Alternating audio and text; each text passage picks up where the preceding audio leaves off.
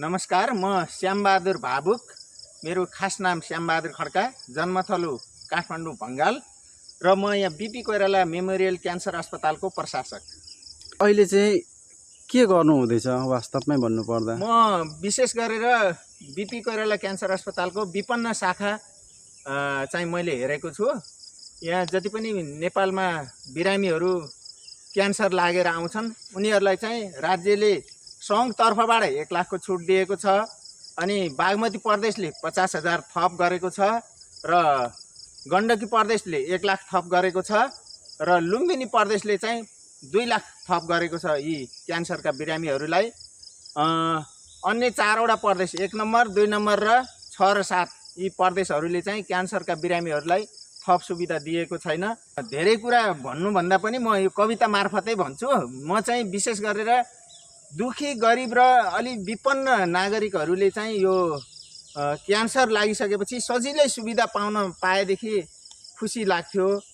अब ती पहुँच नपुगेकाहरूले चाहिँ अब यो राज्यबाट यो राज्यले दिएको सुविधा पनि कसरी पाइन्छ अहिलेसम्म पनि ज्ञान नभएका बिरामीहरू पनि आइपुगेका छन्।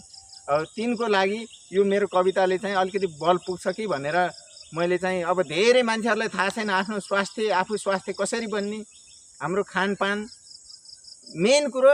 स्वास्थ्य बन्नलाई खानपान र एक्सर्साइज, अब यो दुईटा मिल्यो भने मान्छे रोगी बन्दैन। अब मान्छेले त्यो जान्दैनन्। अब खानपान पायो भने हाम्रो नेपाली त धेरै जस्तो खान नजानेर पनि बिमारी भएका छन्। यो कुरा त अब कसरी भनौँ। म चाहिँ कविता सुरु गरौँ एउटा। Hello everyone, welcome to my YouTube channel army universe Nepal. म पनि एङ्की रोमियोलाई धेरै धेरै धन्यवाद दिन चाहन्छु। मलाई दोस्रो पटक यसरी बोलाउनु भयो होइन। म एकदम खुसी छु। मेरो यो खुसीको सीमा अब कसरी सेयर गर्ने होइन। यो युट्युब अब यही कविताले नै सेयर गरिदेला, यति नै भने है त। मेरो त 17वटा त किताबै निस्किया छन्, पब्लिस भएको छ 17वटा। मेरो बारेमा मास्टर्स पनि गरेका छन् विद्यार्थीले। वीरेन्द्र बहुमुखी क्याम्पसबाट चितवनकै एकजना बकुलरको भीमा कुमारी थापाले मेरो 8वटा कृतिहरूलाई चाहिँ उहाँले शोधको विषय बनाएर मास्टर्स गर्नुभएको छ। उहाँलाई पनि धन्यवाद दिन चाहन्छु। मैले विशेष गरेर चाहिँ लोकभाका, असारे भाका हाम्रो चाहिँ यो नेपालको संस्कृति पनि हो। अहिले धान रोपाइँको सिजनमा केटा र केटीहरू अथवा बुढा र बुढीहरू पनि यो असारे भाकामा, मेरो भाकामा चाहिँ दोहोरी खेलिरहेका हुन्छन्।